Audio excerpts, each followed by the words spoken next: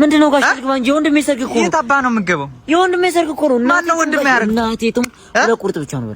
ሁለት ቁርጥ ብቻ ነው። ወደና አስፍተመጣ ይርጋዝ ምንድነው? ዶስ እንዳታረገ ያንሱ ተሽቀብጠው ወንድሜ እኮ ነው። ምንድነው? ገብቼ ይበላሉ። እኔ እኮ አስቸፋሪ እኮ ነኝ። ይሄ ሰርግ እኮ ተጠርቷል። ከተጠራ ይግባ አይደል? አስቸፋሪ ታውቁ ይባላል። ይሄ ለእናንተ አይመጥንም። የሰፈሩ ቀዋጭ ነኝ። እዚህ ጋር ሰርጉን እስኪ ጨፍራ ጨፈራ ላይ ጠብቁኛል።